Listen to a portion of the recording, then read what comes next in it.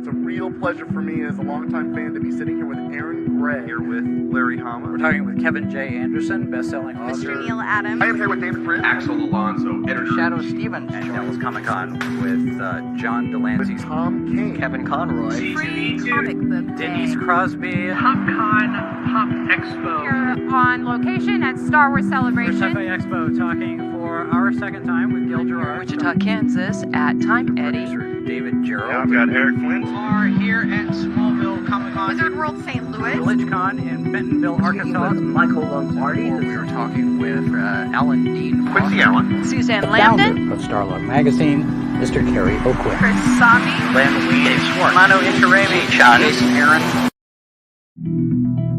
This is Sci-Fi for Me, your portal to the science fiction multiverse.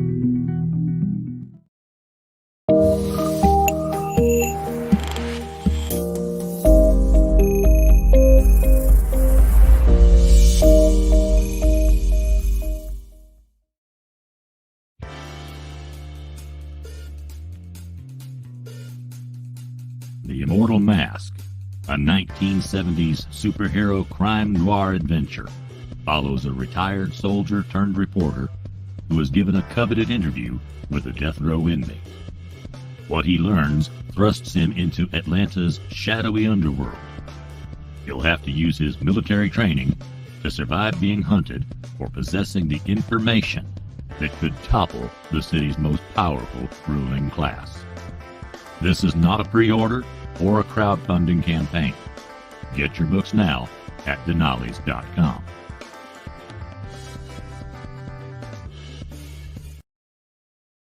Seconds to curtain, folks.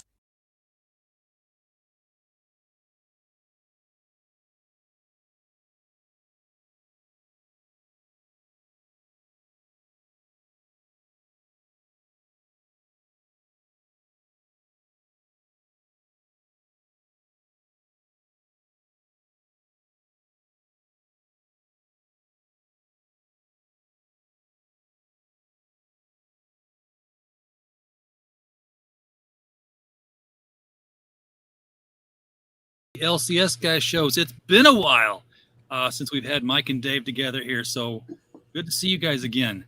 Yes, you too. Good to be here. Hasn't really been any problems. It's just been RJ's been a lazy son of a bitch, and I can tell by your beard. Yeah. Looking like ZZ Top. Yeah. If only I could play guitar now, it'd be good. And before we jump into anything, we have special guest Pops Van Zant has joined us here. Pops comes in through the back door a lot. What's going on, Pops? I'm just adding something to your studio. Go back to your show. Leave me alone. Oh, okay. I'll do that. Pops has backdoor access because we are on the Madness Comic Network, which he runs. He's a producer over several shows. So we are simulcasting on his network tonight, as well as the Critical Blast channel. Oh, thank you. So when I see him pop in, I'm like, he's got something to say. No, he had nothing to say. He's adding some videos and stuff to our studio. I'm sure that's what it is. So we'll play those later. Guys, just real quick, I may lose you because we got a massive storm coming through. It's already kicked me out once. So okay. Yeah. Well, so if I lose you, so be it. We'll see you in 2 weeks. So let's get to the business at hand that we would ask you guys anyway. Usually it's at the end of the show, but we'll pull it to the front. What's selling? What's not? What are you getting stuck with, and what can't you keep in? Well, one thing I'm glad to see is Marvel. We complain so much about all the things that everybody does wrong. One thing they're doing right now is they are starting to ship on time on a regular basis. It's so important. Hey, they said Mussolini made the trains run on time, but hey, people like getting where they want to go, and they want to see what they want when they get there. So, Dave, I think the UPS trucks are getting there a little later at your place, huh? Oh, no, UPS is not only getting later, but they're destroying our product. 2 weeks ago, they brought us in a completely trashed, wet box that destroyed everything. So then I refused it because it was through Diamond. So I did not give them the COD. I said, we refuse this. Send it back. The next day they tried to redeliver it. They had reboxed it. Tried to send it back to me. I go, what is this shit? No, Guys, I refuse this. Yeah. I know what's in the that box of box. soggy comics. Yeah, bunch of soggy comics, trade paperbacks, everything. So I was Nice. very pissed off. And so finally, Diamond's doing her thing where they gave me my credit and so on, which is really funny because I didn't give them a check. So eventually we wonder if their department is going to figure out the fact that I never gave them a check for that shipment. Oh, they will, yeah. I refused it. So It might take a couple of Yeah. years. yeah, exactly. So I'd say that credit's probably Yeah. for something that happened 3 years ago. So and then I still have problems with my DC shipments through Lunar. They're one of the worst companies in the world for me. So next to EE Entertainment. It's so strange because I'm getting such great service from them. It's really bizarre. Now, I did have a little bit of a problem with them because I'd write a check and mail it in. And then I went like a month where all of a sudden my checks weren't getting cashed. They're like, well, you aren't sending like I send them at the same time every week. Is somebody there stuffing them in a drawer? And then they all magically appeared. So yeah, their accounting department is crazy. I swear to God, they must have a 3-year-old running it. So I heard that Lunar is a sister company to another comics distributor that basically DCBS. sells comics at a discount, DCBS. And somebody passed by the warehouse and took pictures that showed that Lunar and DCBS were not just sister companies. Their names are on the same door. They're in the same building. So that's how they started out. And I also hear that they're part of, I don't know if it's Manhattan Comics or I think it's Manhattan Comics. That's their main baby. So they actually even own a comic book shop. Well, Jeff owned comic book stores when he first started. So he was a regional guy, then went national. So it does happen. I mean, that's not they're in the industry because they love the industry, and they branch out. So it's. I'm not in competition with them either, though. When was the last time you guys looked at a previews catalog from Diamond? Oh, I sell them, but I don't ever look at them. I hated looking. You need to look at it. It's sad. I predict my prediction, guys. I go this on record, okay? My prediction is in 5 years there is no more Diamond distribution. Well, I wouldn't mind seeing the Diamond preview catalog goes away because the way Diamond gouges is on freight. There's not enough market to even cover the cost of shipping. You lose money on every copy you sell. So they actually told me way back when I started, they said, we recommend you give these out to customers. Yeah, I know. Yeah, and I'm like, you recommend we give out a lot of stuff, including free comic book day, that you charge us for. Yeah, buy these and give them away. The publishers take the credit. They say, "Oh, we're giving all these free books away." I told you before on the show that I was actually investigated by the police when people filed the complaint for me not giving away enough free comics. And the detective comes in, he starts, I know it's free because I read it on their website. It's like, for frequently asked questions, you go down about like item 18 in real tiny print. It says we pay a nominal fee. Well, buddy, when you're giving away thousands of that nominal fee ain't so nominal. Yeah, it's expensive then. We got an active chat showing up out here. Even Diamond has. Go ahead. Well, yeah, I'm just addressing the chat here. We got some people talking. Past Master Dan, yes, LCS. I thought everybody knew was local comic shop, but I like some Liquid Crystal Sunshine. That would be good. Jim O'Reilly is in the chat. Really? How much is that an ounce? Well, it depends on who your dealer is. Exactly. Jim, we are live. Jim, thank you for popping in here. Mike Walters is here. Dropped in to like, share, and say hi. We do appreciate that. As well as Woody, our regular audience member. Love to see that. Crystal McGee, the creator of The Good Night. Good to see you out there, Crystal. Thank you for popping in. And Mighty Geek Studios is here. Yeah, Mile High Comics. They're a distributor and a store at the same time. So so no conflict of interest there. Yeah. No. So, and where were we going? So I found it really going back to Diamond real quick. From what I'm seeing on their toy selection, it is strictly what they've got left in stock, and they're rehashing it. Mm-hmm. So, I mean, I just don't see how Diamond's going to survive. They've lost Marvel, they've lost DC, they've lost recently Penguin went over to Dark Horse went over to Penguin. Yeah, they still offer it through them, but your discount shit. Oh, awful. Yeah. Yeah. Yeah. Now, if you So want to go back in time, there was a article that I wrote that was published on ICV2 when the pandemic was first hitting, and all these guys on the East Coast and West Coast, which that's just a whole nother world of thinking out there. They were like, shut it all down. We don't want to do mail order deliveries. We don't want to do curb deliveries. Just too much trouble. Shut it down. It's all over. And I wrote an article and said, look, this is an opportunity. People are going to be bored out of their gourd at home. And basically I was predicting what happened to trading cards and gaming sports cards and all that stuff. They just boomed. I said, people are going to want entertainment. This is an opportunity like we haven't had since the advent of radio. I mean, this is just, fantastic stuff here. And, whatever you do, don't shut it down. This is an opportunity. And then that afternoon on the same website, ICV2.com, Steve Jeffy says, we're shutting it all down. Like, well, I bet he wishes he'd listened to me and read my article. Yeah. Yeah. He lost it all. Now the industry's struggling. Uh-oh. Now, I will say, though. Here's some of that stuff that storm's hitting him.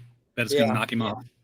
Well, I will say, while Dave's trying to come back in here, that as a result of all this, I'm getting better shipments. I know Dave is having a different experience than I am, but my shipments are arriving on time, early. I've actually got all my books for next week. That's fantastic. All that stress of, okay, the books go out for sale tomorrow. UPS shows utterly pathetic service, which I think Dave will attribute to, shows up, like at 5 o'clock when you're about to close. Okay, here's your boxes. And you're supposed to have this stuff for sale at 10 o'clock the next day. So you don't have to have that stress anymore. You've got what you want to sell when it's supposed to be there. And, me, I've got it so easy now, because I don't have to do the in-store sales, and I just ship once a week. And I wish I'd had the service that I'm having now back when I still had my stores, because I probably still would have both stores, but they were just crushing me. And of course, coming out of Olive Branch, that 15 to 25% damages and shortages every single week. I was showing him, Buddy Saunders was at my store one time, and I was showing him my invoices, and he's like, how can you stay in business? It's like, that's when I was about to close down. I was like, well, I'm not, they wiped me out. So, the pandemic on top of, the god awful service out of Olive Branch. Now I'm not serviced out of there anymore. So now my service from Diamond is great. Cause Plattsburgh, New York, they do a fantastic job. They run like a business. I don't know what the problem is with Olive Branch, but from day one, when they tried to move the Plattsburgh distribution center from up around Sparta down to Olive Branch outside of Memphis, it just has never, ever worked. I mean, it's like those people don't know how to take a box, pull a book from it, and put it in another box. That's just too complicated for them. Oh, well, it's also, a new, there's no such thing as new comic book day anymore, because it used to be everything went up on a Wednesday. Now it's like DC's like, hey, we're here on Tuesday. Put us up for sale. You got the books, sell them. The problem is the DC's the ones who are doing the worst job. What was that bad thing that they did? I've been trying to think of the name. It just shows you how bad an event it was. A guy who owns a couple of comic stores can't even remember what the title was that they were using, where they had a summer of filler, and they just stopped all their titles and did this whole alternative reality, and it just did not sell. What was that called? I'm trying to remember it. Age of Apocalypse? No, that's Marvel. Yeah, that one killed X-Men. They've never recovered from that. But so here they did the summer of filler, and guess what? They're doing it again. Now they call it Night Terrors. Yeah. So Night Terrors. Yeah. Another debacle by DC to try to, because that's another time when they're not going to put out anything but that crap. Yeah, just like they did with. Remember what the title was? Yeah. Just like they did with Future State. So. Yeah, Future State. And did we all see the new picture of Superman? No. That James Gunn in his brilliant. Is it James Gunn? Yeah. Oh, the new casted actor. Yeah, who looks just like Henry Cavill. Yeah. Hello. Yeah. Well, at least Cavill's free to do James Bond now. He's the right age. James Bond's supposed to be 39 when he gets the 00 moniker. So Cavill's like 40, so he's the right age for the role. So he can just kind of smooth in from one icon into another. Yeah, and they cast the marvelous Mrs. Maisel for Lois. Yeah, I don't know anything about her. Yeah, and she's good. I like her a lot. And I'm not saying anything against this kid that they hired to be Superman, but it just is so funny that he looks like James Cavill. Yeah, exactly. So, Henry Cavill. Yeah.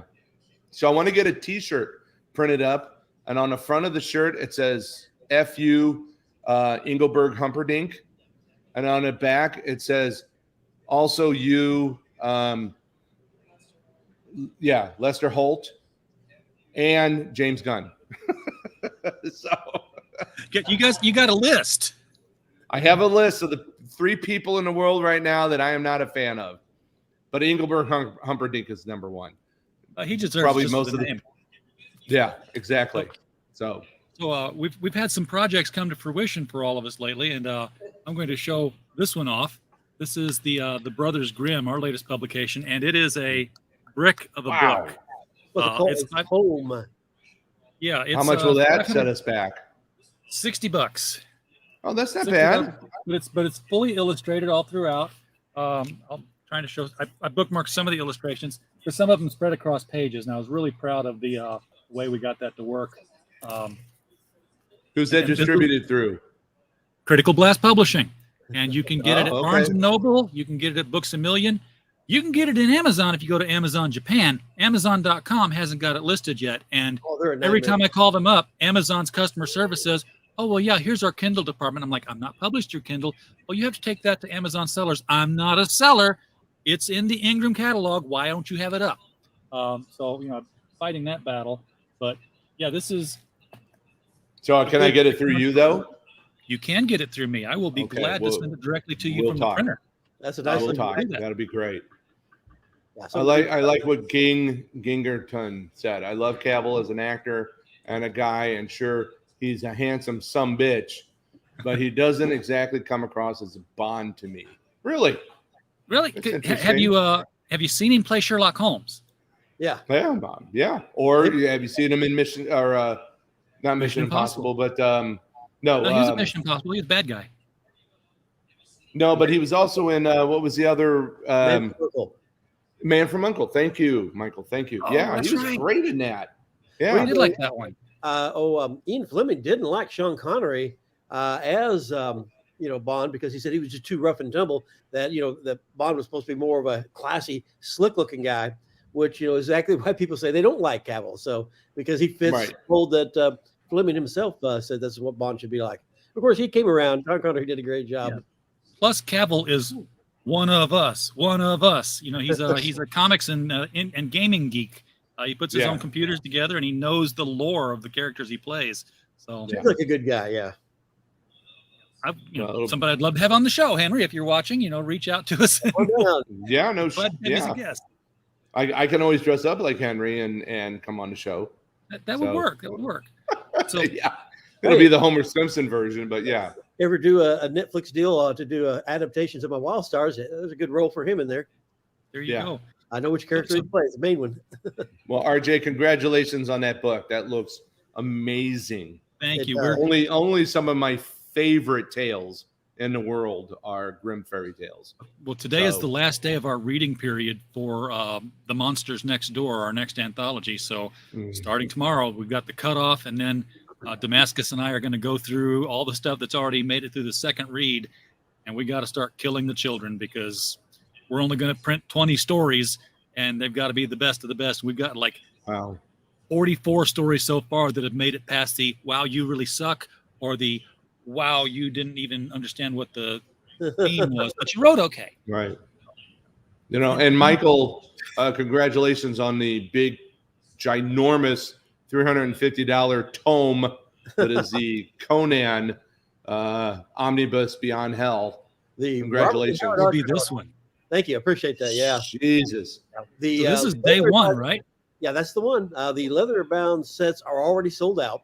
So this one's moving fast too. I'm glad it's only $350 because the publisher was originally thinking maybe $450 or $499. Managed to talk him down from that, and because we don't want to price them just out of everybody's market. But you should be happy with it. It's going to have over 7,000 images, 350,000 words, 1,600 pages, and you've got artwork in there that's never been published before. You've got I've got a chapter. Roy Thomas wrote a foreword for each book, and he helped me get some artwork that had been lost from Savage Sword of Conan. So I've got a Pablo Marcus cover that's never been published before. I got a lot of interior art for stories that were never printed. So you get a lot of unique firsts in there. And volume one's on the pulps, and I've got pulp covers that have never been reproduced since they first came out. People never could find them to reproduce them. I've got a lot of interior art that has never ever been reproduced before since they appeared in the pulps, like back in the 1930s. So 90-year-old art, unseen for all that time.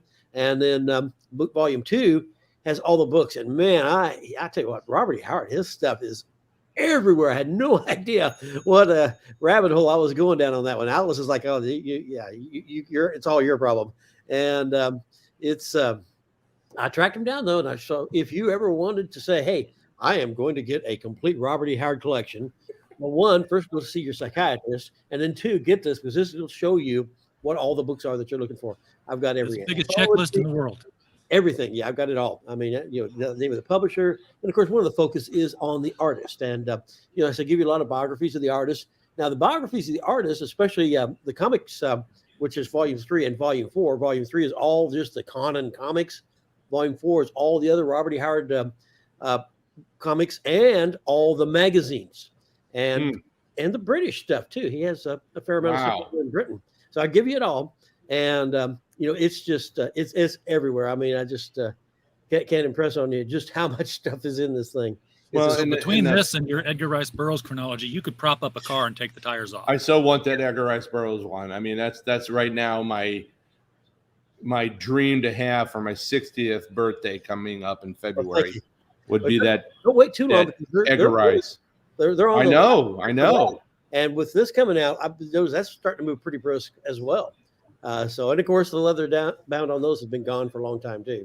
So, but yeah, it's great. But I think if you take all the chronologies I've done, all the Wild Stars novels I've published, all other articles and things I published, I think in the last 7 years I've passed 1 million words in print. Wow, good for you, Michael. Words. Fiction good and for non. you. Well deserved. So, folks, if you're a Robert E. Howard fan or a Conan fan, and who isn't? Below the video, because it just wasn't Conan. I mean, Robert E. Howard. Solomon Kane. Solomon Kane, one of my favorite characters in print, is Solomon Kane, and I just got a really beautiful beginning last year. Great book of the collected works of Solomon Kane character. So, yeah. Good stuff, man. A friend of mine did a book, an anthology with a bunch of other artists and writers called Gideon Kane, because they weren't quite sure whether Solomon Kane was in the public domain or not, or trademarked. And they said, well, you know what? It'll obviously be Solomon Kane, but we're giving it, new names. And they wrote a bunch of stories in a chronological order that tried to stitch together the different Solomon Kane stories. Because, basically it was always like, here's a town, here's a supernatural problem. Solomon shows up, kicks ass, leaves. And he was different ages. So like, what's his deal? Why is he doing this? How's this work? Well, and I remember. Go ahead, Michael. I was going to say one of the things I kind of lost track on a comment I was going to make when I was talking about how I've got a lot of biographies in there. A lot of the more modern artists, I don't have a lot of biographies on them because when I started asking for information, I realized I was getting kind of a wall thrown up. And I realized, well, we're in the day and age of identity theft. So I was like, yeah, maybe I'll just back off trying to get that in there because I don't want to give somebody a shorthand for how to steal the identities of all these different creators. Okay, this is where they were born, what year, what town, It's okay for the older guys because they aren't around anymore. But so there was a limit on how much biographies I could do on those guys. Yeah. No, I agree. And it's and here they were getting ready to do a new Conan comic book that I believe is through Titan Comics. Yeah, looks great. Looks great. Looks like Marvel. So I'm excited about that. Marvel lost their license to the character, didn't they? Yeah. They let it expire. And like I said, it expired. And that's okay. Their stories were crap anyway.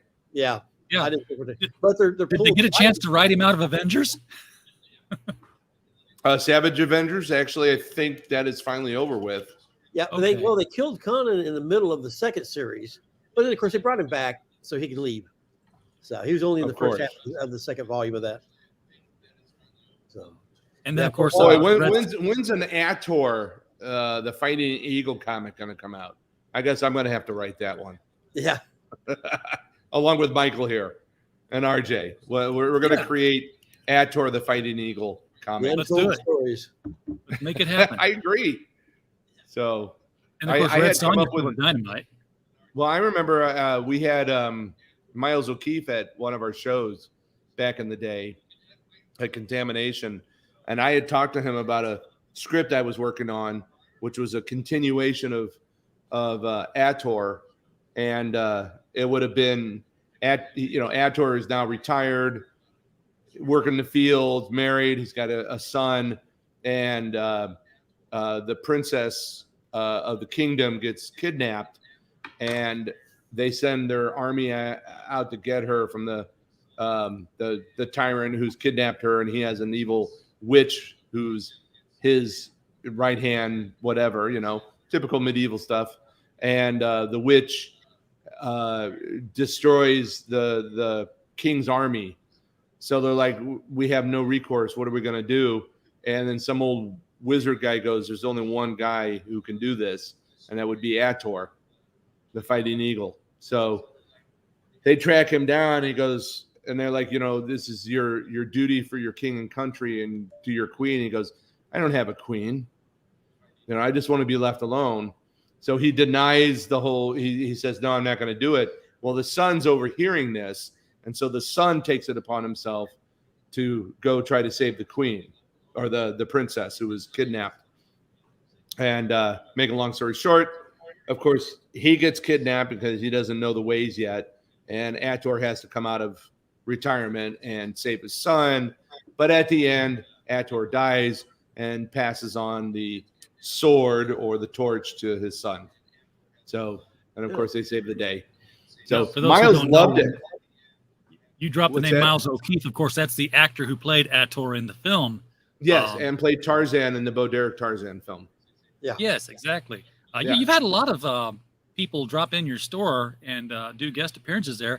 I've been in there since the last time we talked. I was there just a few months ago, and you weren't. But I picked up some. I raided your dollar bin because as much as I wanted to support you as much as possible, there wasn't a whole lot on the new comic rack that jumped out at me. What's wrong with you? Yeah, that's the industry, guys. It blows balls. Excuse me. They stop making content that people want. They're like, okay, this is what we want to sell you.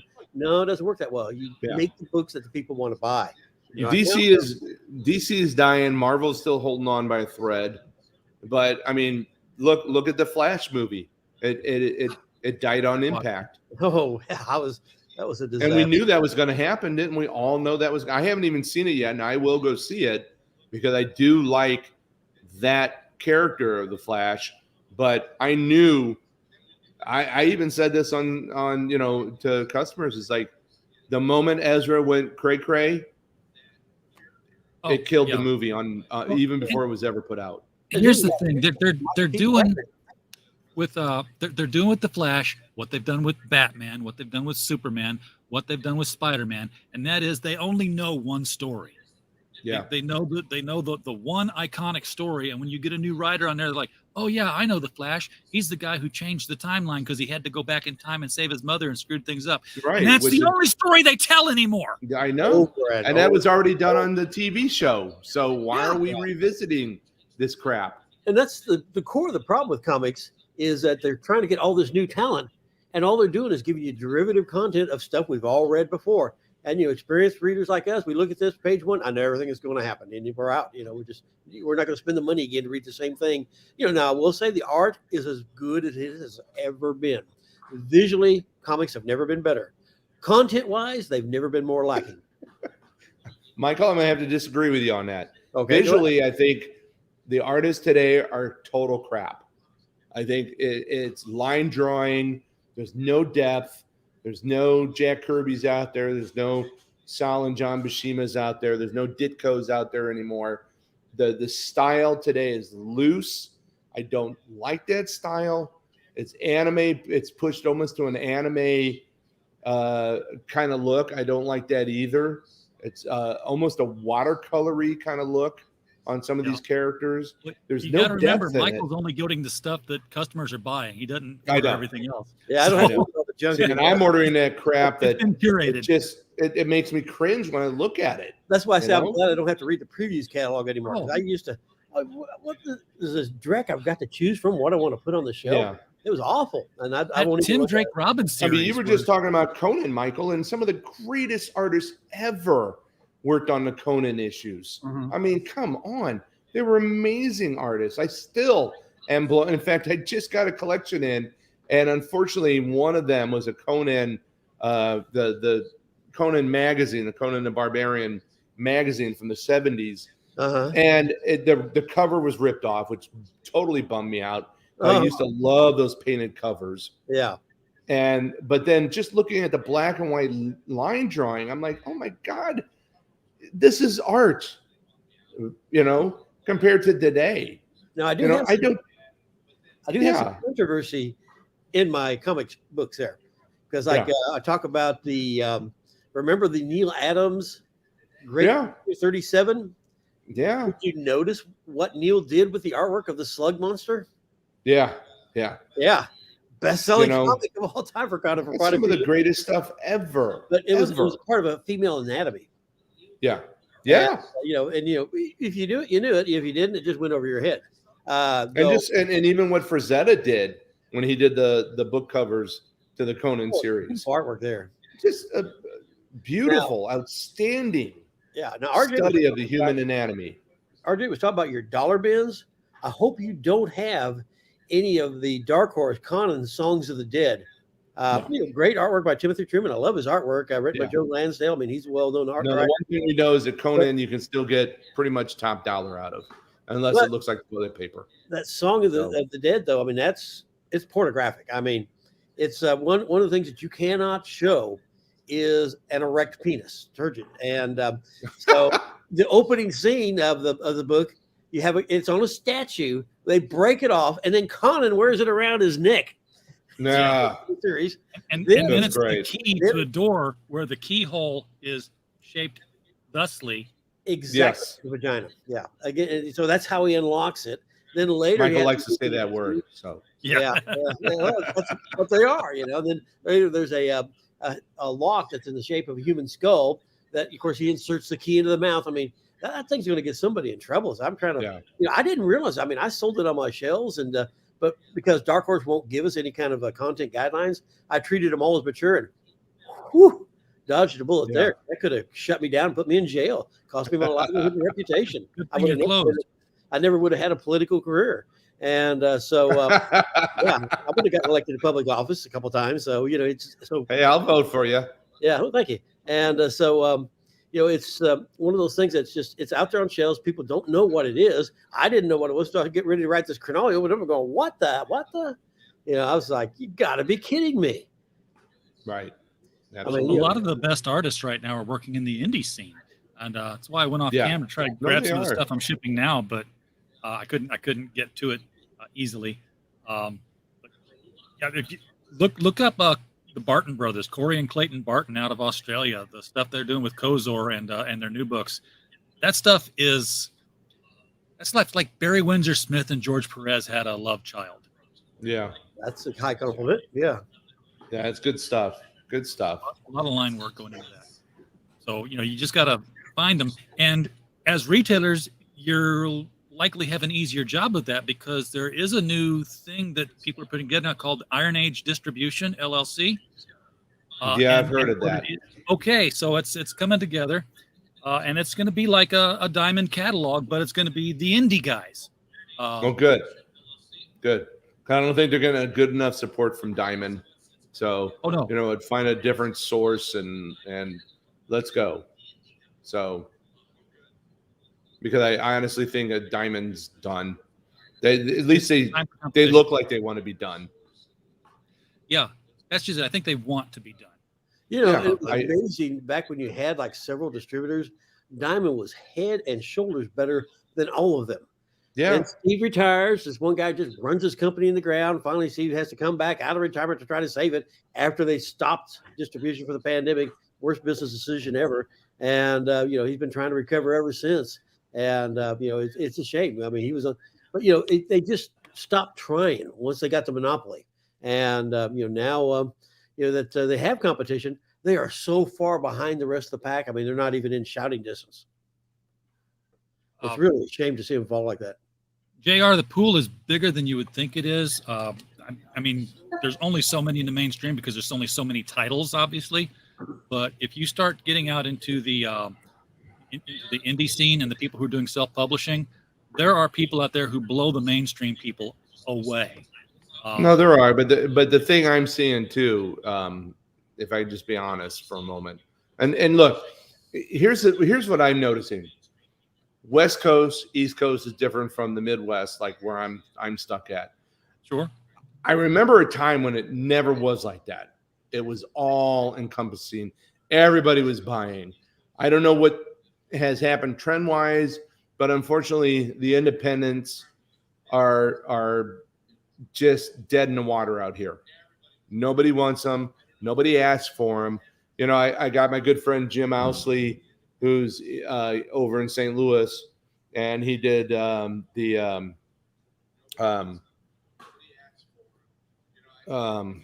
geez. I know this one because I had him on the show. Yeah, I know. Yeah, you have.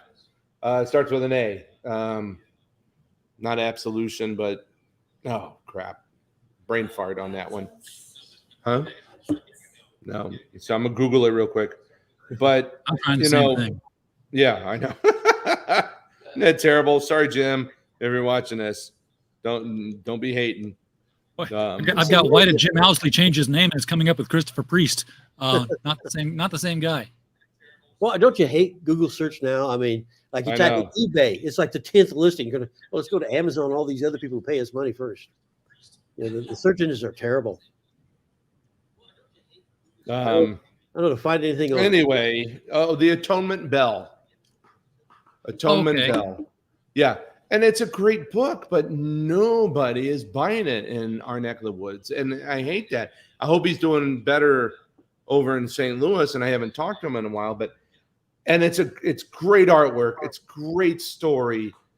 It should have just exploded in the Midwest area where we should be supporting our independent people, but it didn't. And I'm heartbroken because I've carried 1 through 4 and it's just, nobody wants it. And I feel bad for Jim because it's a great book. And I tell people, buy this book. You're going to love it. But yeah. Yeah. Well, there's a lot of great art coming out of there, St. Louis. Yeah. But it's indicative of what's happening in the industry, guys. Yeah. I don't know what it's like over where you're at, Mike, or where it's going on over in Florida or California or so on. But I'm right in the middle of the Midwest. I'm St. Louis. Your demographics like mine, yeah. Yeah. And I just have seen a complete decline in sales on everything except for independent. What has happened is they've chased our core customers away. I mean, they've kind of like Bud Lighted the comic book industry with trying to do all the woke stuff. And I just saw huge droves of my customers leave. I used to have police officers and all the different police force all around the state and prosecuting attorneys, this and that, military men, anybody who was a service to the community. They don't buy comics anymore because the comics treat them like they're baby killers. And that was what one guy said to me why he quit buying DC comics. He says, I'm tired of being called a baby killer. I mean, so they just have totally alienated our customer base. They won't tell them the type of stories they want. So they quit looking. And so anybody who is actually making the stuff they want, well, the customer base has been chased away. I mean, the East Coast and West Coast must just be completely different from us because we don't want this. That was a big factor in me deciding to close the stores. The pandemic, the diamond disasters. When I was making a list of all the reasons to keep the store open was, well, I've got a monster multi-million-dollar inventory at retail. I've got 40 years being established. And then I ran out of reasons to stay. But then it was all nothing but, get the heck out of here and not just run for the door. You put an idea in my head here, Michael, and it's not so much an idea, but just a thought. You talk about how the police officers left, and we've seen over the past couple of years, the big brouhaha was like, oh my God, police officers have adopted the Punisher logo as something that they wear in their off time on their T-shirts and stuff. So what did Marvel do? They got rid of the Punisher. Did you guys follow that story? Yeah. Oh, Dave, you've read it. Yes, Michael, they took the Punisher and they brought back his wife from the dead. Oh, got better. Okay. So that she could basically tell him that the day that they got massacred, she was going to let the little girl run off and play so that she could serve him divorce papers. Oh, it's just all dysfunctional. People don't want dysfunctional. I mean, it's okay to have a couple have a good relationship. People, Spider-Man. Oh, now Mary Jane has split up. I mean, you can actually have somebody who says this is an ideal to aspire for. It doesn't have to all be completely dysfunctional. I mean, remember Magnus? No, I mean, remember when Tony was a alcoholic, and everything. And, and I love how Marvel films totally just kind of danced over it. I'm like, come on, that was a major thing. They almost got it in Iron Man 1. They had him, they showed him drunk and everything. Yeah, but they didn't. They still didn't touch on his alcoholism. The whole point of that storyline was to show that he was human. Even as a superhero, we are human. We have faults. The hero's journey is not one beat repeated over and over and over on every character. All right. Don't candy coat it for kids. Yeah. For one thing, kids aren't reading Iron Man anyway. The parents took their kids to go see the Avenger films. So that could have been something you could have talked about. Both my grandfathers died of alcoholism. So why is it taboo to talk about alcoholism? Exactly. In comic books now. I hate to break it to Marvel, but Ms. Marvel Carol Danvers went through her bout of alcoholism. One of the most powerful scenes I saw in an Avengers comic was where she's pouring herself a drink and she's wearing the sash costume at that point. Right. And Tony walks in and she throws it to the side or something, and he asked her about her problem. He's like, I don't have a problem that you took a drink. I have a problem that you tried to hide it. Which is what tells me that there's a problem, and I know where I'm talking about here. Right. That's the one where she got left behind on a mission, and she decided she's drunk. She's like, they can't leave me behind and go to the moon. I'll fly to the moon, and she flies up however high it is before she runs out of air and just crashes to the ground. Yeah. It was a great Avengers story that touched that. Yeah, it brings humanity back into the superheroes. Where that's why everybody is drawn to Spider-Man, because he's a teenager. Just, trying to survive as a teenager in school, like we all did, getting picked on, so on. And yet he has these extraordinary powers. With great power comes great responsibility. Thank you, Uncle Ben. And you never did and we all did. And that's why Spider-Man touches every kid out there. And that's the pathos that is the Spider-Man lore. Then it has nothing to do with anything else but that one section of his storyline. Yeah, it's they've lost the core a reader, and the people are leaving, and when those people leave, they aren't buying those other books that they want. I mean, when you lose, Aqualad's gay now, and Superboy is bisexual, and your first page starts out with them in bed with somebody. Stuff. Nobody wanted that. Every time they do an event like that, nobody would buy it. There's still a store over here in Little Rock that's right in the middle of that community. And I was hearing that he, was carrying a lot of the covers, themed with that because, hey, he thought, well, he's right there where they're all at, nobody bought it. And, I never could sell it in my stores. I mean, I'd have customers who had what we would call an alternative lifestyle. They didn't buy it. I'm like, who are they making this stuff for? Must be on the East and West Coast because nobody in Mid-America is buying it. No, sexual identity is not a personality. Yeah. And that's what they're selling it for, because they think they'll draw in a market if they say, hey, this person is just like you. Whereas the successful character, the successful character is not somebody who is just like you. The successful character is generic enough that you can see yourself in them. Yeah, but they're targeting bingo. It's maybe 5-7% tops, at least here in Mid-America, of our customer base, and the other 93% are like, well, I don't want to read this. And the other 7% they are targeting, they also say, I don't want to read it. I mean, they know they're being pandered to. I mean, so nobody buys it. No, it doesn't sell. Well, they're getting their ESG dollars from the government. We've often said this. The reason why you watch a science fiction TV show or a movie or a horror movie or read a comic book is escapism. You don't want to be reminded of things that you wake up every day to. You want to escape into a world that is make-believe. Most of us, I mean a good 99.9% of us, don't believe it's real. Okay, that 1% that does. Okay, there's medication out there for that. But, we want escapism. All I want to see you do is become a superhero and go out and kick ass and beat a monster or whatever. To a higher ideal. Yeah. Lift us exactly. up. Drag us down. So, and same with my science fiction films. I love Star Trek, but I don't want to, and I get what Gene Roddenberry, God bless him, he never tried to, he played on the envelope. He didn't push it. He played with it and folded a little bit, and did things that were vision of the future. Yeah, that were relevant at that time. And today, Star Trek and there's certain like Discovery, which I don't like, has gotten to the point where I don't care who you're sleeping with, people. I don't want to see you kiss this or that or alien or whatever. Yet, although Kirk did it all over the place. Yeah, that's okay because that was Captain fucking Kirk.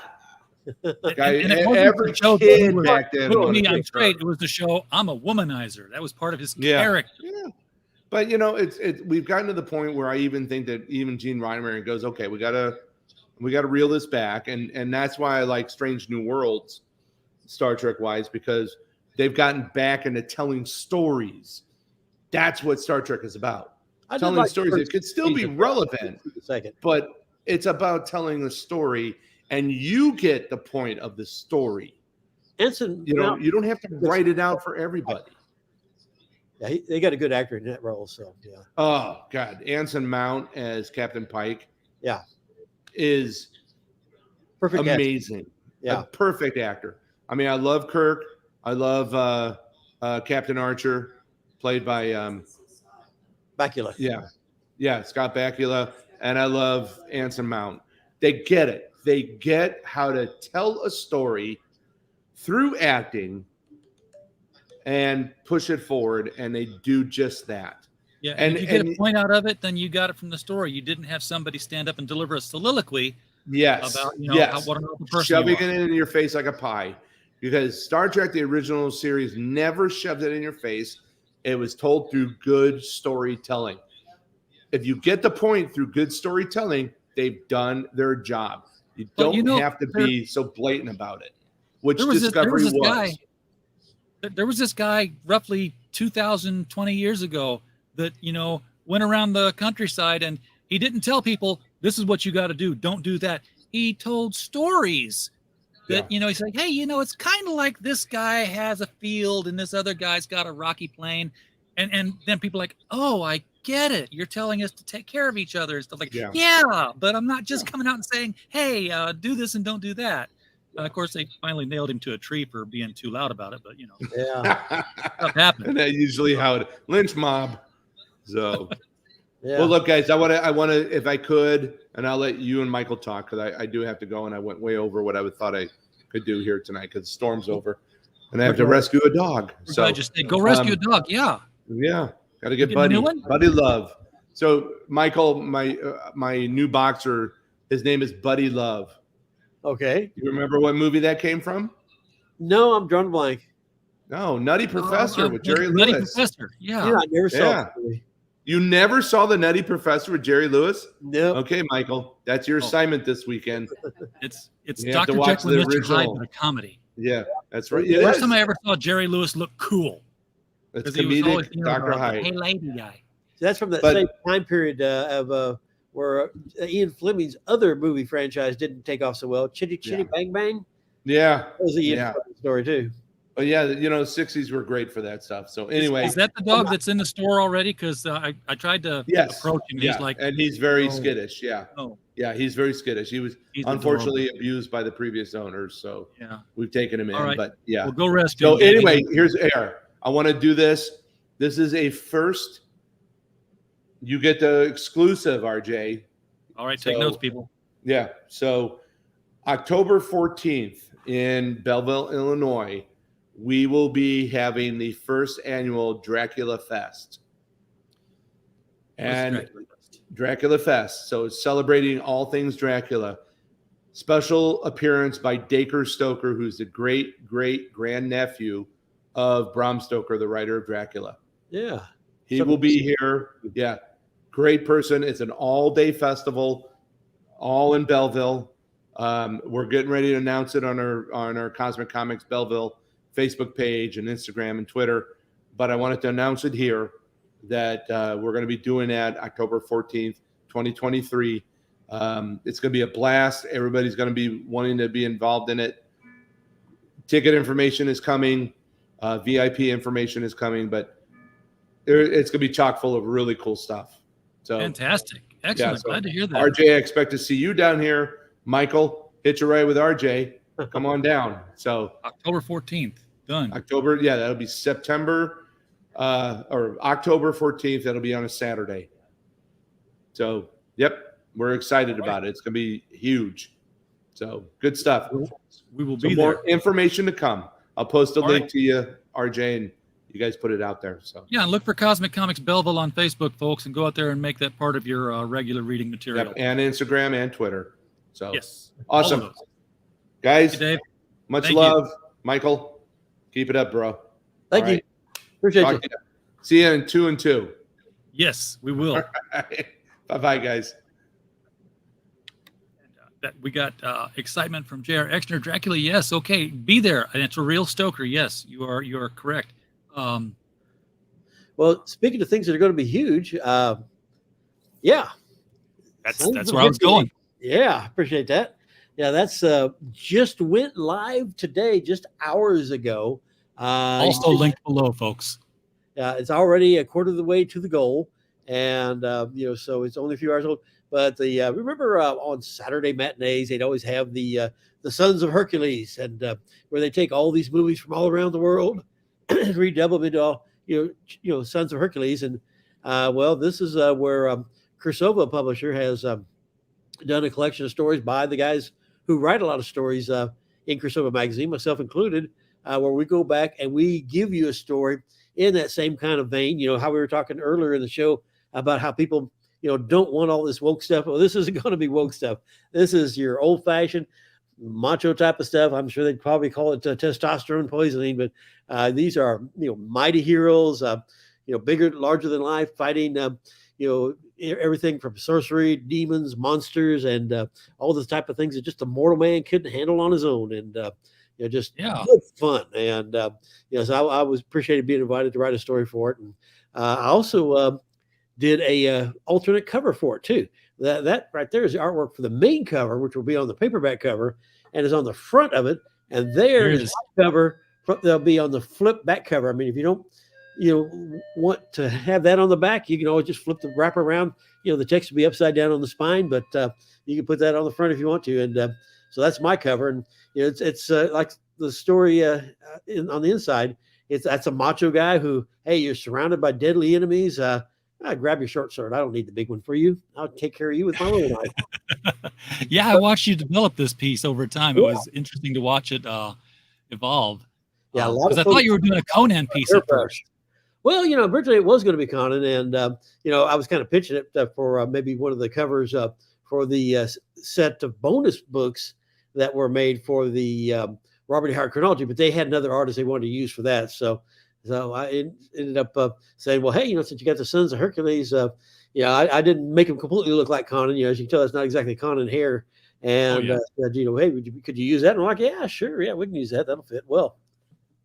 So, hey, so that's what are these warrior gorillas in the back here? Yeah, and that's not an actual story. That's just macho guy in a tough situation with a damsel who looks like she could probably take care of herself, but she's not too much in distress. Yeah, and that will only be printed on the hardcover dust wrapper, which is a Kickstarter exclusive. So once the Kickstarter is over, these will be printed. It won't be reprinted again. Only the paperback cover will be the only way you'll be able to buy future editions. That cover right there.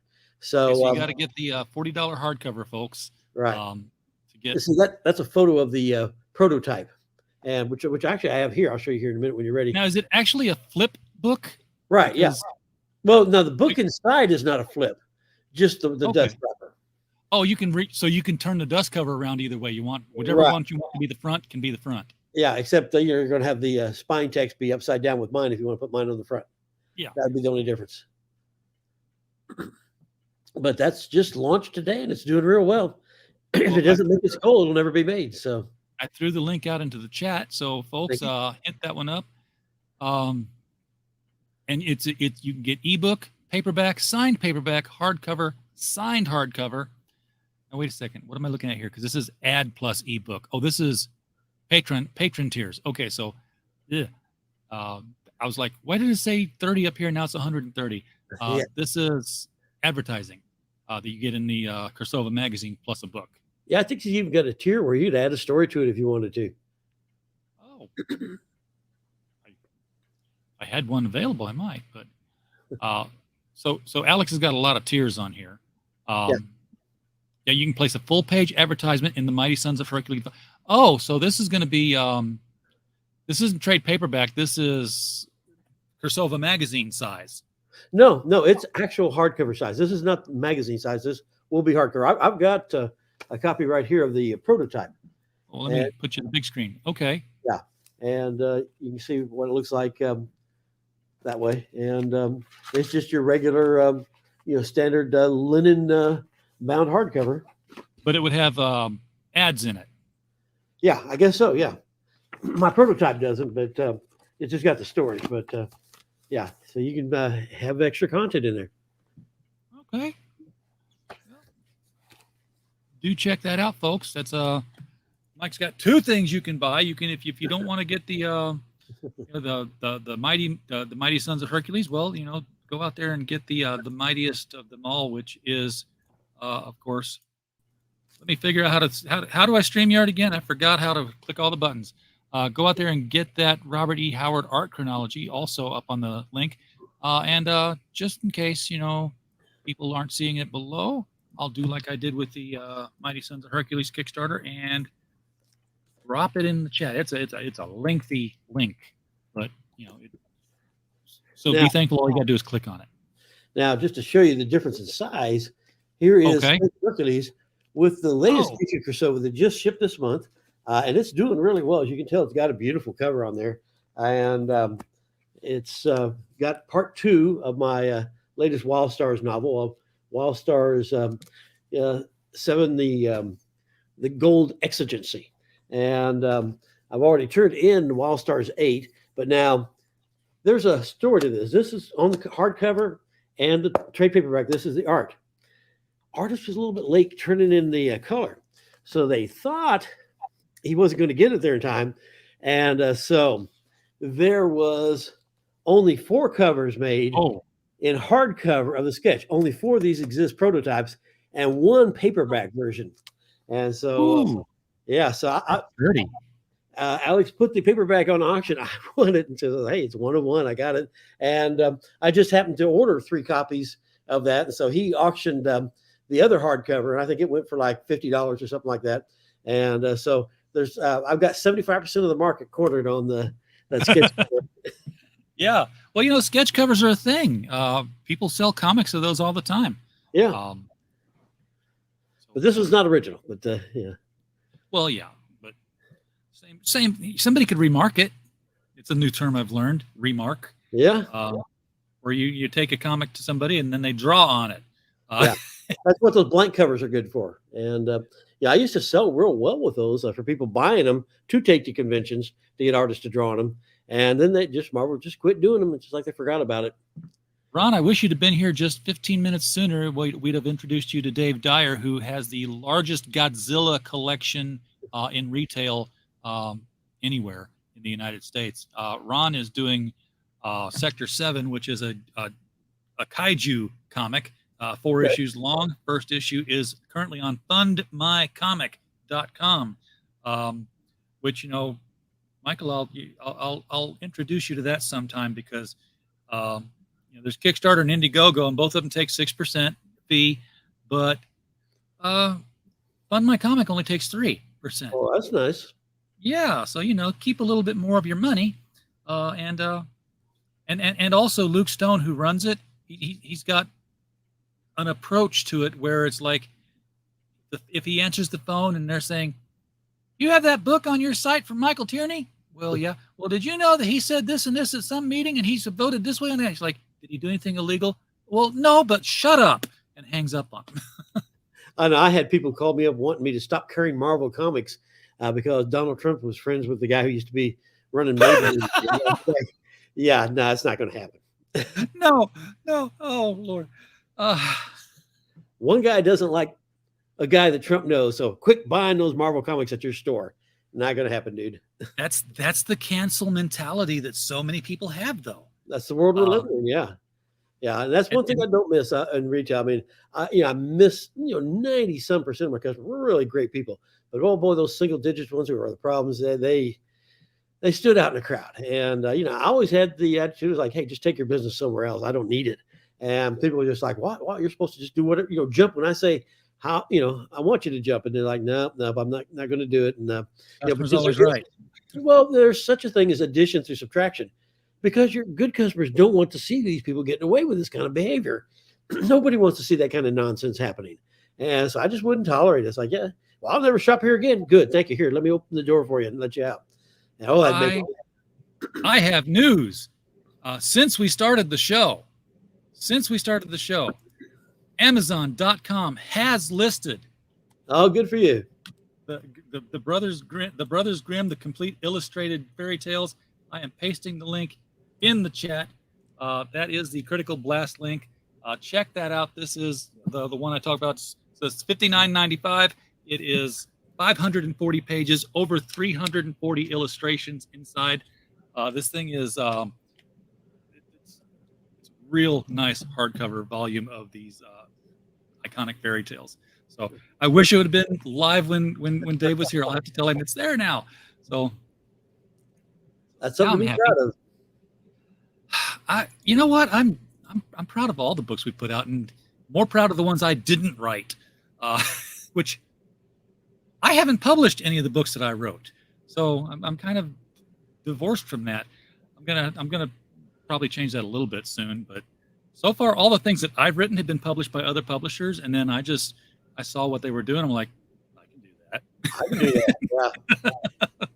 I can do that and get rich. And it's like comics. If I spend $2 million, I might make $1 million. That's it. Sure, there's no money in publishing. Yeah, it's an act of love of the industry. And it's so difficult. Like your fight with Amazon just to get it to put it on your site.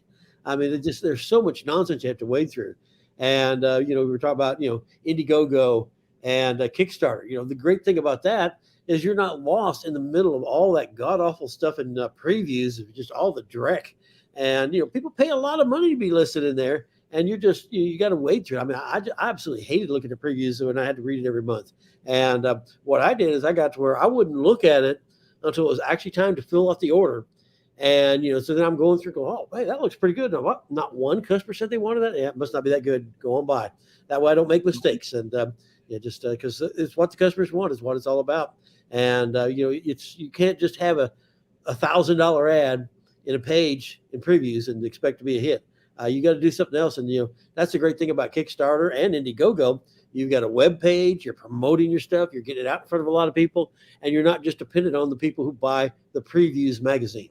And I think that thing's probably going to be a dinosaur before too much longer, which will curtail a lot of people's ability to enter the market because that is a source of coming in. But I just don't think it's effective anymore. Because I still sell some previews, but I've only got 1 or 2 people actually place orders out of it. I don't know why. The rest of them are buying it.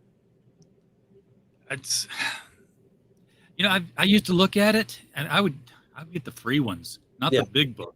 I would get like the Marvel and the DC are free, and those are the ones that people will actually order out of. But the big previews now that doesn't have the Marvel DC anymore, I mean, they're not drawing the people in to look at it. They're not going there for the Marvel and finding the other stuff. And so I thought it was funny. Yeah, I thought it was funny. Like a couple of years ago when Diamond said, "Hey, all you little guys here, we're going to open up the front of the book to you guys, and you can be in there where like a big publisher." I'm like, well, yeah, it's because your big publishers left, and you've got to fill the space. Yeah, that's exactly what happened. And so, yeah, and that might have a lot to do with why the independents are struggling so badly now, because, there's, they can't be sold in the same marketplace that the Marvel and DCs are listed. Marvel and DCs, nope, we're out of here. We got our own catalogs. You just come straight to us. And they give those to us to give away. I mean, they actually give it to us. It's not like Free Comic Book Day where we got to pay for everything to give away. And we pay for the books, we pay for the shipping. Free Comic Book Day is an expensive event. And that's one thing I don't miss is all the people coming in with that entitlement, like, you owe me free stuff. Like, oh, you nothing. I'm giving you a gift. Thank you would be nice. And when I stopped being listed on their Free Comic Book Day website, oh, that just made my life so much better. My employees were all like, please don't ever be listed on their website again, because it got rid of that negative crowd who was just going down that list saying, give me, give me, give me. I wasn't on that list. Well, those people didn't come in. And then you had all these people saying the weird stuff like, thank you, I appreciate you. And all of a sudden it turned into a positive experience. People would stay long enough to shop and buy some stuff on the sale. Where before they were like, let me get out of here real fast. I want to get away from these creepy people who are just complaining about everything. And, what was really crazy is I was, fighting Hastings back then. And these people would come in, stand in my store, bash on me while bragging to the heavens about how great Hastings was. But you could go in and you grab as many comics as you want. Of course, you got to get there in the first 20 minutes because they're all gone in a half hour. Yeah. And I'm giving away books the entire day to every single person who walks in. But they're telling me about how bad a guy I am because they couldn't grab it all right at the start. I attended the Free Comic Book Day this past May at Rock Bottom Books in Fayetteville. And that's been around a long time. Oh yeah, Alan's been running that place a while. And I asked my friends, like, what's the limit? Well, what's the thing? He's like 6 books. That's pretty good. And I looked, it took me a while to settle on 6 books. And it's not because I was like, I really want these 8. Which ones do I want less? It's like, I've got 3. I can get 3 more. What do I really want to read?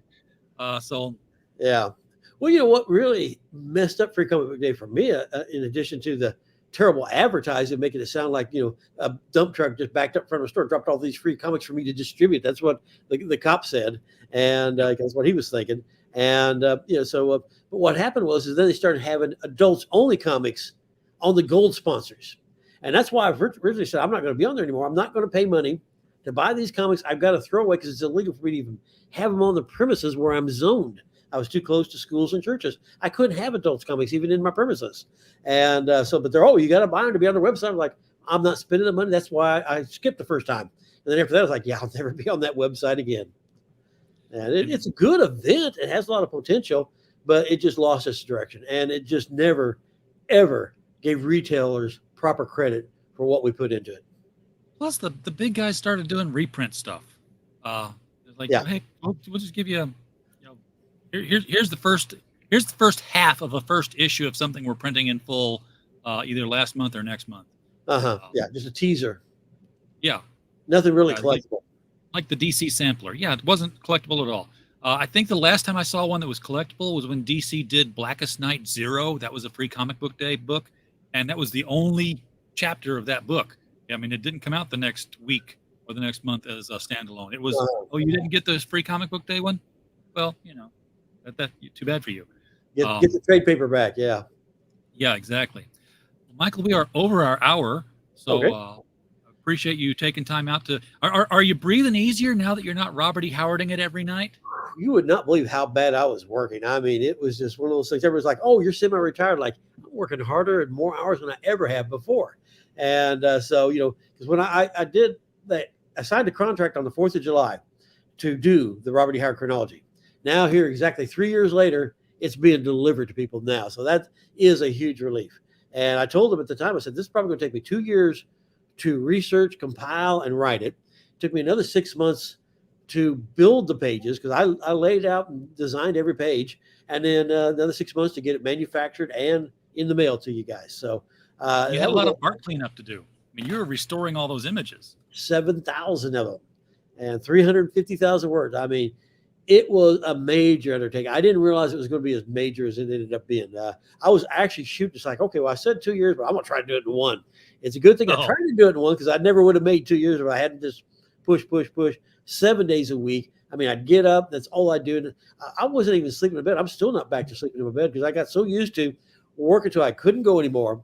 Take a few hours nap on the couch, get back up and work till I can't get anymore. Take a few hours nap. I mean, I didn't have any kind of a cycle. I'm just now starting to get back to where I'm sleeping at night instead of just a nap here and there and just push the whole time. I mean, it was an incredible push. And, it wasn't just the Robert E. Howard chronology because I still had to do a new Wild Stars novel every year. I had another Tarzan novel that I wrote that the Pearls people haven't read yet because they got into their whole re-release, the whole Edgar Rice Burroughs universe in their own uniform edition. So they got sidetracked on that by the time I turned it in.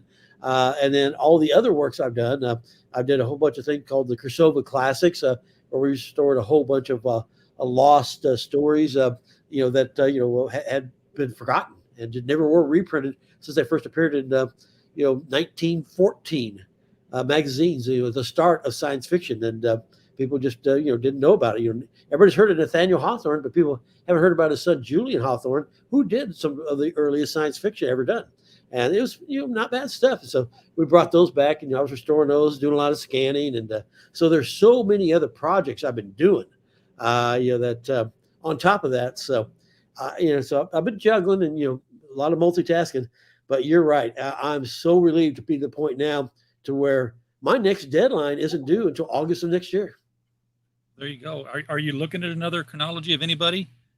Or well, I've got the material to do a Disney Ducks, and but Disney's not going to give me the rights to. No, Disney won't. But you've got all those amazing stories, all those pulp magazines. I mean, like anything that Ray Bradbury appeared on the cover of or something. If you had to pick a creator, not saying it's the project you're doing, but if you had to pick another creator that would make for a great art chronology, who would you pick? Well, it's a Carl Barks. That's the one I'd really like to do next, but I don't know that's, I'll ever get the rights. I may just write it up and just do it without illustrations, just talk about that. That would not be that. You can't do it that way, but that would be twice the size of your Robert E. Howard one to do. Well, the whole thing too is though, it's like at one point I didn't think the Robert E. Howard thing was going to happen either because everybody's like, well, what do you want to do after the Edgar Rice Burroughs? It's like, well, I'd like to do Robert E. Howard, and I approached the Robert E. Howard people. And, they were like, well, and this was an actual quote from one guy, because I didn't talk to the right people. I didn't get to the people at the top. I was kind of coming in entry level. And they were like, well, this is just too big a project for us to wrap our uni brain around. Well, then later, I got to talk to a guy who knew Fred Malmberg, the guy who owns Heroic Signatures, who does the right. So he put me in contact with him where we could send him a sample of the Edgar Rice Burroughs. And he's like, wow, this was his quote. He's like, this thing is like a ballista shot to the head. Yeah, let's do the deal. He knew it wasn't going to be much money for them, but he said, let's do this for the fans because he thought this was something the fans would really enjoy. So we had his support and blessing. And so I got the rights to be able to do the Robert E. Howard. But for a long time, I didn't think the Robert E. Howard one would happen. Now it's done. So who knows, maybe the Disney Ducks, but I had the same kind of experience with Disney because I did write him and approach him about doing it and say, here's what I've done. Here's what I'd like to do. And I got a threatening letter. Well, you better watch what you do or we'll sue you. Like, oh, that's a thank you very much. Go up yourself. That's not how you respond to a query letter, folks. Yeah, exactly. Threaten me back. Like, how dare you even think about it? If we want, and this was actually another thing they said, if we want something like this done, we'll do it ourselves. So, but again, I was coming in entry level. Who knows who else? I wasn't talking to the right person. So if ever, somebody out there at Disney's listening, hey, give me a call. Maybe we can work something out. Because I think it would be another 4-volume set. I mean, because you've got, the Donald Duck, the Uncle Scrooge, Walt Disney Comics and Stories, and just so many other things in one-shots. I mean, it would be a monster, and I think it would be great. And Carl Barks was maybe the best writer-artist combo out there. I mean, because you had guys who were really good writers, you had guys who were good artists, you had guys who were good at both, but nobody ever went to the level of Carl Barks because the stories he was doing back pre-World War II and World War II are still as readable today as they were nearly 100 years ago. So, and there's a kind of a theme there. You notice my stuff. I'm doing stuff that's like 100 years old. And, if I don't do these books, all that knowledge and information is going to get lost. Yeah. We got to preserve our history. That's right. Yeah. And that's one thing, advantage I've got is, I was working in the printing industry while I was going through all its changes because, for so many centuries, comics and books, everything was still being printed in the same process, letterpress, that the Gutenberg Bible was printed in, and that's the very first printed book. And then in like the 60s, all of a sudden offset printing started taking over, mainly in like newspapers. And then you started getting what they call cold type, and that created the whole typesetting thing, and it just, I've seen such an evolution. And now we're getting into digital, and there's so many things have changed. And also in the book industry, the way things are sold. And so, I've got all these different histories. And that's one of the things when I was first pitching the Egggrass Burrows, and, I had the permission from Egggrass Burrows, and Jim Souls, the president, he was trying to help me get this thing. He wanted it to happen. And so he's out there helping me try to find a publisher. And they were all telling me, oh, you can't do all those things in one book. It's either got to be a book about this or that, or a narrative or an art book. You cannot combine all those things into one book. I went ahead and did it anyway because I found a publisher who said, we'll do it the way you want to do it. And that's the way the Burroughs people say, yeah, do it your way. We like your idea. And so when I put it out my way, I was like, well, hey, if I'm going to fail, I'll fail doing my best shot. And everybody's like, this is the way it should be done. So sometimes these publishers are set in their ways. Like, this is how it's got to be. Jaws 7, it's going to be a hit. Forget 3, 4, and 5, and 6. 7 is going to be the one. Okay, 8. 8's going to be the 9. That's just the way they would keep making the same mistakes over and over. And I wanted to do something different, and people really liked it. So I just did a second one. All right, folks, if you want those books, the links are below. In fact, the first set of links you'll see are to the LCS Guys individual websites, including Michael's thewildstars.com, which, if you don't scroll any further than that, I'm assuming that both the other links are also going to be on that website somewhere. Oh, yeah. If you go to Wild Stars, you'll have links to it all. And also, another thing I do, we haven't talked about this very much because there's nothing for me to sell, but I have a online comic strip that comes out new every week called Beyond the Farthest Star. Again, this is with the Egggrass Burroughs people, where I'm adapting, the Burroughs stories, other stories, and intermixing original stories by me into one big story. And that keeps coming out every week. And I used to color that too. I did coloring in the first 100 episodes. And right now we've got a guy from Argentina, Sylvester Szilagyi. He took over with episode 101. We've turned in like the first 36 episodes. I think the 20th just went live. Actually, the 20th will go live tomorrow. And he's just doing fantastic artwork. He's got good 3-point perspective.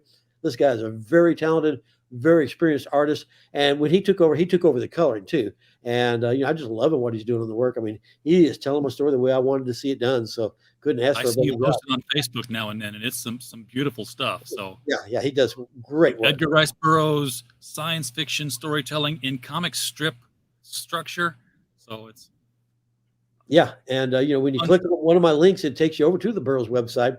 And it's one of those things, I think it's like maybe, I don't quote me on this, but, around $15 or something like that for an entire year. And you get not only every episode of the weekly Beyond the Farthest Star, all the other strips at the same time are also included. Plus, wait, there's more. Ginsu Knives. There you get the access to their entire backlog inventory of all the thousands of other strips that they've already published. So you get all the new weekly content that releases every Saturday, plus the entire backlog. I mean, it's got adaptations of Tarzan by Roy Thomas that was never published in comics and things like that. Oh, nice. A lot of good stuff. Roy Thomas is a great writer. I would love to read some more of his stuff. All right, folks in the chat, hit those links. They're right below.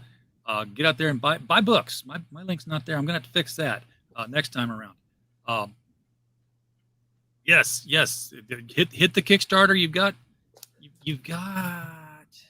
Come on, scroll correctly here. You're at 1644 out of 6,000. 49 backers. 31 days to go. Yourself some Tales of Might and Mayhem for your library shelf there. Do it just to make the woke crowd angry. Yes, absolutely.